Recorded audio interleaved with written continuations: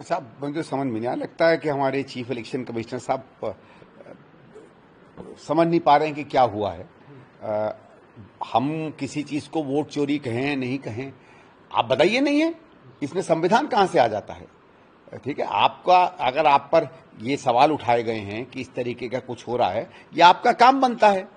मैंने सुना है कि उन्होंने ये भी कहा है कि साहब आप एफिडेविट दें, तो मैं ये कहता हूं कि आपने काउंटर किया है, आप एफिडेविट दीजिए कि ये सही है। आप क्यों नहीं देते फिर एफिडेविट?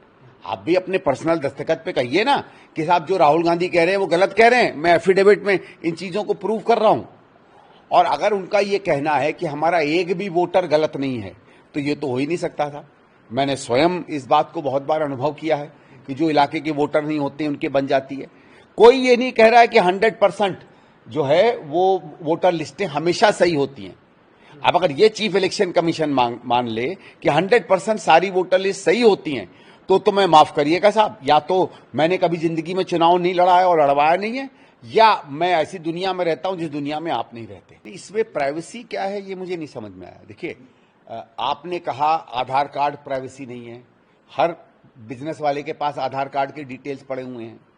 मुझे रोज अपने फोन पर पता नहीं कहां से चीजें आ जाती हैं, तो मेरी प्राइवेसी क्या होती है? कौन सी प्राइवेसी की बात कर रहे हैं?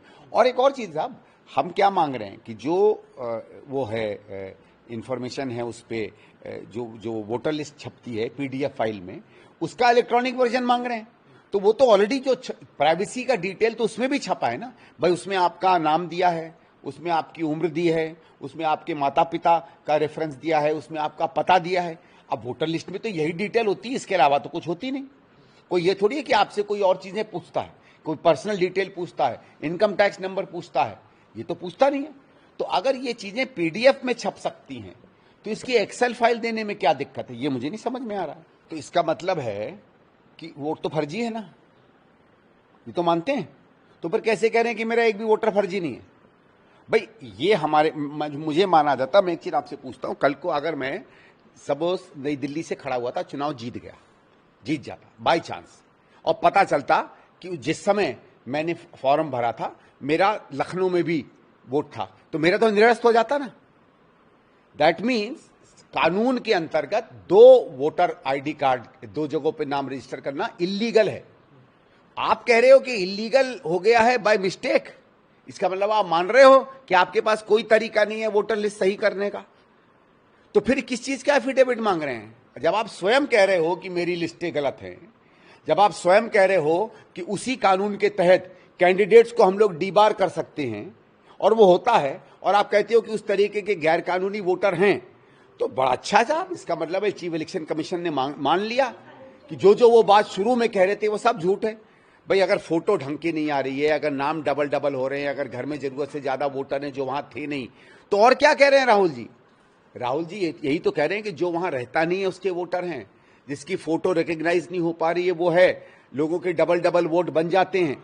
आप मान तो रहे हैं हर चीज, आप उसके साथ साथ कुछ एक्सप्लेनेशन देने की बात कर रहे हैं। तो वो तो भाई बड़े बड़े जो लोग कभी कभी कोर्ट में क्रिमिनल भी डिक्लेयर हो जाते हैं, वो भी जब अपना तर्क रखते हैं तो डिफेंस में तो कुछ ना कुछ कहते ही हैं। मैं रिलेट नहीं कर रहा हूं उन दोनों बातों को, लेकिन मुझे लग रहा है कि इलेक्शन कमिश्नर साहब इसमें जो है जितने तर्क कम से कम मैंने आपके द्वारा और वैसे सुने हैं, कोई भी खड़ा नहीं हो पा रहा तर्क। नहीं तो ऐसा है फिर आप बता दीजिए। मेरा ये कहना है कि जिन जिन के जीरो हैं, बहुत सिंपल साधारण बात है, आप कांग्रेस के उस कॉन्स्टिट्यूंसी के वर्करों को बीएलए, बीजेपी के बीएलए, वहां शायद कर्नाटक में जो भी पार्टियां हैं सबके बीएलए को बुला लीजिए, और उन बीएलए के साथ ये 50, 100, 1000, 20,000, 25,000 जितने भी जीरो एड्रेस हैं सबके पास चले जाइए, चिन्हित कर लीजिए। भाई ऐसा है जो जीरो एड्रेस है तो किसी पोलिंग बूथ पे 800 से लेके 1100-1200 अमूमन वोटर होते हैं। हमारी ये कॉलोनी है, बहुत बड़ी नहीं है, 2 या 3 बूथ हैं इसमें। आप घूम लीजिए बीएलएस के साथ, और जाकर समझ लो मैं जीरो पे हूं, पकड़िए संदीप दीक्षित कहां है, आप जीरो हो, पता कर लीजिए मैं होमलेस हूं कि नहीं। एक बार आप सर्वे कर लेंगे, 2 दिन की मेहनत कर लीजिए। आपने इतनी मेहनत करके छुट्टी के दिन आपने प्रेस कॉन्फ्रेंस की, बहुत अच्छे से उसकी टाइमिंग ऐसे समय की जैसे समय राहुल गांधी जी की यात्रा शुरू हो रही थी, और सरकारी अधिकारी संडे को कोई चीज करे तो अपने में बड़ी अचंभे की बात होती है। आपने टाइमिंग भी ऐसे ही चुना। चलो हो सकता है भाई कोइंसिडेंस पॉलिटिकली सूटेबल टाइमिंग हो बीजेपी का, वो अलग बात है। तो जब आप संडे को काम कर सकते हैं, आप बीएलएस को बुला के देख लीजिए ना ये कौन कौन से, क्या दिक्कत हो रही है। इतने दिन में ये कसरत करवा लेते। जो कांग्रेस पार्टी को बिना साधन संसाधन के 6 महीने लगे, इलेक्शन कमीशन को 6 दिन भी नहीं लगते। तहकीकात करके बता दीजिए कि कांग्रेस ने जो लिस्टें निकाली हैं वो गलत है। वो सब काम आप करेंगे नहीं और सिर्फ डायलॉगबाजी करेंगे तो उससे विश्वास नहीं बनता लोगों में। ठीक है, नहीं करता, मत करिए। हम तो अपना प्रोपेगेंडा कर रहे हैं ना, हमें तो आपसे उम्मीद ही नहीं है कि आप करोगे। राहुल जी का पूरा ध्येय ये था कि आप में वो तरीके की जो एक किसी को कहा जाता है ना मॉरल कमिटमेंट, वो तो है ही नहीं। आप में नैतिकता नहीं है कि अगर कोई गलती बताई जाए तो पहले चेक करें कि गलती हुई है कि नहीं। देखिए, साधारणता जो अच्छा ब्यूरोक्रेट माना जाता था उसमें यह था कि सबसे पहले अगर उसके पास कोई आकर 1 आए या 1 लाख आए या 1 करोड़ आए, अगर आके कहेगा कि कुछ गलती है, सबसे पहले वो अपने गिरेबान में झांक कर देखता था कि क्या ये जो आदमी कह रहा है सच बोल रहा है कि नहीं। क्योंकि ये चीज माननी चाहिए, जब ब्यूरोक्रेट का मतलब होता है सिविल सर्वेंट, आम जनता के सेवा के लिए आप हो, शपथ आपने किसी भी पद के लिए हो। मैं सांसद हूं, मेरे पास या 1 आदमी आता था कहने के लिए कि कोई दिक्कत हो रही है, या 500 आते थे या 1000 आते थे। इसका यह मतलब थोड़ी था, मतलब कल को अगर 1 आदमी आए कि मेरी नाली खराब है तो मैं सफाई कर लूं। अगर 5000 आ जाए कि हमारी नालियां खराब है, तो अगर मैं सांसद बन के बैठ जाऊं और कहूं कि 5000 का ठीक करना मेरा काम है, क्या करेगी जनता? उठा के मुझे पटकेगी। भाई किस तरह की आप बात कर रहे हो यार? अगर 1 लाख गड़बड़ियां आपके यहां हुई हैं तो आपको तो पूरी कमेटी बिठानी चाहिए। मैं मान सकता हूं ये कहे कि साहब 2, 4, 5 में हो सकता है हम नहीं कवर पाते हैं। 1 लाख वोट की अगर दिक्कत है और आपको तो सूट करेगा। अगर आप राहुल गांधी जी को गलत साबित कर पाए तो आप तो अपने आकाओं को भी खुश रख पाओगे ना, तो आपको तो सूट करेगा ये सब। लेकिन वो तहकीकात आप क्यों नहीं कर रहे हो? वो आंकड़े क्यों नहीं सामने ला रहे हो? वो बात क्यों नहीं दिखा रहे हो कि जो आंकड़े रखे गए कि 1-1.25 लाख वोटर शायद गलती से आ गया है। चलो आपको वोट चोरी से दिक्कत है तो अब ये बता दो कि ठीक है वोट चोरी नहीं थी, इनके जो बातें बताई गई वही गलत हैं।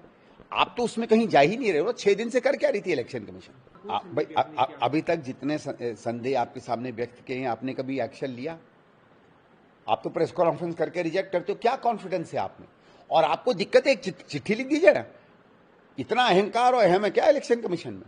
भाई आप चिट्ठी लिखिए कि आप सांसद हो, आपने ये प्रेस कॉन्फ्रेंस किया, हमें डेटा भेजिए, हमें प्रूफ भेजिए। फिर देखिए अगर वो प्रूफ नहीं भेजते तहकीकात करिए। भाई सर्वे, उन्होंने सर्वे करवाया है, सर्वे सही भी होता है, सर्वे में कुछ गलती भी हो सकती है, सर्वे पूरा तरह गलत हो सकता है, पूरा तरह सही हो सकता है, मंगा लीजिए डेटा। भाई हिंदुस्तान में डेटा और सर्वे के चीजों पे तो हमेशा से कई बार डाउट होता है ना। अब आप देखिए, अभी कुछ दिनों पहले सुप्रीम कोर्ट ने एक हरियाणा के कोई चुनाव का रिजल्ट पलट दिया। अब अगर हरियाणा का इलेक्शन कमीशन कहने लगे कि कौन है सुप्रीम कोर्ट, दे मुझे एफिडेविट, तो क्या होगा? उसने तहकीकात की, उसने मशीन बुलवाई और मशीन में देखा कि जब मशीन भी पलट सकती है तो इलेक्टोरल रोल गड़बड़ तो हो सकते हैं। तो मेरा ये कि ये एक आम ऐसे प्रहरी जो लोग, तो भाई इलेक्शन कमीशन को तो हम लोकतंत्र का प्रहरी मानते हैं, अपने डायरेक्टिव्स का प्रहरी नहीं होना चाहिए। अगर आप लोकतंत्र के प्रहरी हैं और कुछ लोगों को लोकतंत्र प्रक्रियाओं पर संदेह हो रहा है तो आपका काम है वो संदेह मिटाना।